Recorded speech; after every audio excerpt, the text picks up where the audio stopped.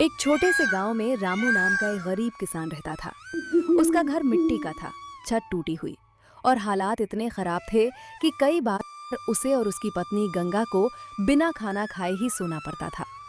लेकिन इतनी गरीबी के बावजूद भी रामू के चेहरे पर हमेशा एक सुकून भरी मुस्कान रहती थी। सुनते हो जी, हम कब तक ऐसे ही जिंदगी गुजारेंगे?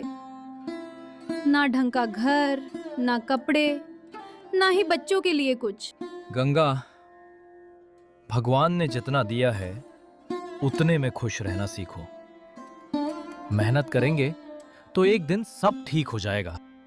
हर सुबह सूरज निकलने से पहले ही रामू उठ जाता, अपने पुराने फटे कपड़े पहनता और खेत की ओर निकल पड़ता। उसके पास सिर्फ आधा जमीन थी, जिससे ना के बराबर फसल होती थी। फिर भी वो पूरे मन से मेहनत करता। एक दिन खेत में काम करते करते रामू को मिट्टी में कुछ चमकता हुआ दिखाई दिया। वो थोड़ा झुका और मिट्टी हटाकर देखा तो उसके होश उड़ गए।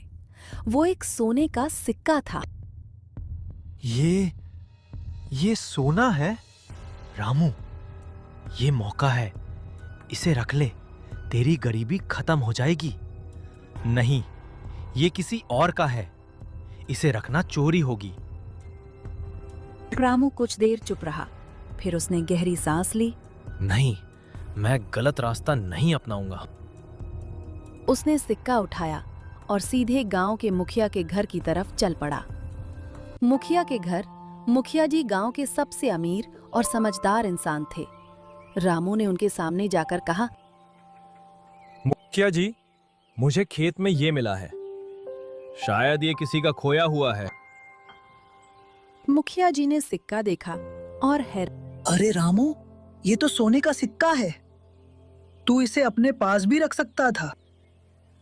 नहीं मालिक, जो मेरा नहीं है वो मैं कैसे रख सकता हूं? ईमानदारी ही सबसे बड़ा धन है। मुखिया जी रामू की बात सुनकर बहुत खुश हुए। सच में बहुत ईमानदार आदमी है। आज के जमाने में ऐसे लोग बहुत कम मिलते हैं। उन्होंने पूरे गांव में घोषणा करवाई, जिसका भी ये सोने का सिक्का है वो आकर ले जाए। लेकिन 3 दिन बीत गए, कोई भी उस सिक्के को लेने नहीं आया। उसी गांव में ही एक आदमी रहता था, शंभू। वो बहुत लालची और चालाक था। जब उसने ये बात सुनी तो उसके मन में लालच आ गया। अगर मैं कह दूं कि ये सिक्का मेरा है तो मुझे मुफ्त में सोना मिल जाएगा। अगले दिन शंभू सीधे मुखिया के पास पहुंचा। कुछ दिन पहले खेत में खो गया था। अच्छा, अगर ये तेरा है तो बता, इसमें क्या निशान है? शंभू थोड़ा घबरा गया, लेकिन फिर भी बोला। उस पर एक फूल बना हुआ है। मुखिया जी ने सिक्का निकाला और सबके सामने दिखाया, लेकिन उस पर कोई फूल नहीं था।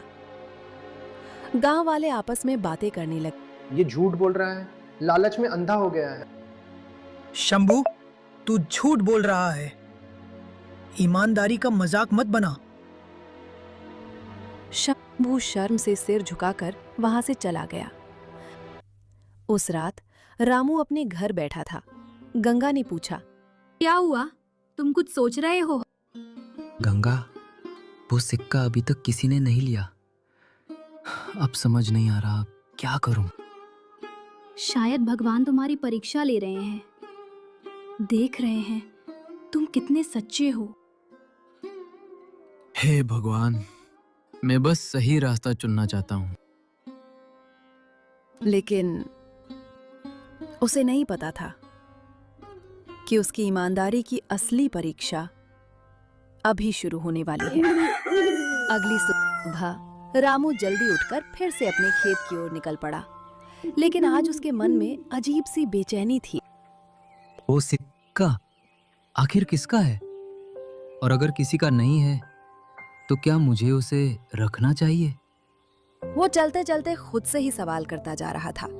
खेत पर पहुंचकर जैसे ही उसने हल चलाना शुरू किया, अचानक उसका हल किसी सख्त चीज से टकराया।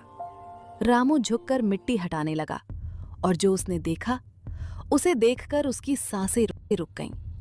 मिट्टी के अंदर एक छोटा सा घड़ा दबा हुआ था। रामू ने धीरे धीरे उस घड़े को बाहर निकाला। उसका दिल जोर जोर से धड़क रहा था। कहीं इसमें भी कुछ। उसने कांपते हाथों से घड़ा खोला और जैसे ही ढक्कन हटाया, उसकी आंखें फटी की फटी रह गईं। घड़े के अंदर सोने के कई सिक्के भरे हुए थे। रामू वहीं बैठ गया। अब उसके सामने सबसे बड़ा सवाल। हे भगवान, ये क्या हो रहा है? क्या ये भी किसी का है? या ये भगवान की तरफ से मिला है? उसके मन में फिर वही दो आवाजें गूंजने लगीं। रामू, ये तेरी किस्मत है। इतना धन तेरी जिंदगी बदल सकता है। लेकिन नहीं, ये भी किसी का हो सकता है। अगर तू इसे रखेगा तो ये भी गलत होगा। रामू ने आंखें बंद की, कुछ पल सोचा और फिर फैसला कर लिया। नहीं, मैं फिर वही करूंगा जो सही है। रामू घड़ा उठाकर फिर से मुखिया के घर पहुंचा। गांव वाले उसे देखकर हैरान रह गए। अब क्या मिला इसे? ये तो बहुत भाग्यशाली है। मुखिया जी, मुझे ये भी खेत में मिला है। शायद ये भी किसी का हो। मुखिया जी ने घड़ा खोला और अंदर सोने के सिक्के देखकर दंग रह गए। रामू, ये तो बहुत बड़ी दौलत है। तू चाहता तो इसे छुपाकर अमीर बन सकता था। मालिक, अगर ये मेरा होता तो मैं रख लेता, लेकिन जो मेरा नहीं है उसे मैं कैसे रखूं? रामू, तू सच में अलग इंसान है। उधर शंभू को जैसे ही ये खबर मिली, उसका लालच और बढ़ गया। इस बार तो मैं मौका नहीं गवाऊंगा। इतना सारा सोना अगर मुझे मिल जाए। वो तुरंत भागता हुआ मुखिया के पास पहुंचा। भैया जी, ये घड़ा मेरा है। मेरे दादा ने इसे खेत में छुपाया था। से झूठ बोल रहा है। अच्छा, अगर ये तेरा है तो बता, इसमें कितने सिक्के हैं? शंभू हड़बड़ा गया।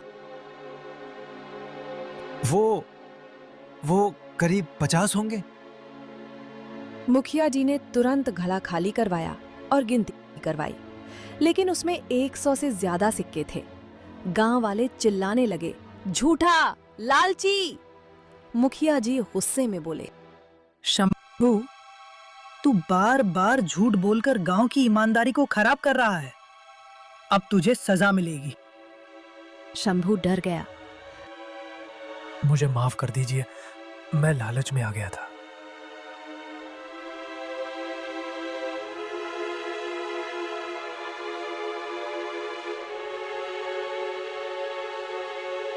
अब पूरे गांव में चर्चा होने लगी। रामू कितना ईमानदार है, इतना सोना मिलने के बाद भी नहीं रखा। मुखिया जी ने सबको इकट्ठा किया और बोले, आज मैं एक फैसला लेने जा रहा हूँ। रामू चुपचाप खड़ा था। उसे नहीं पता था कि उसकी किस्मत अब क्या मोड़ लेने वाली है।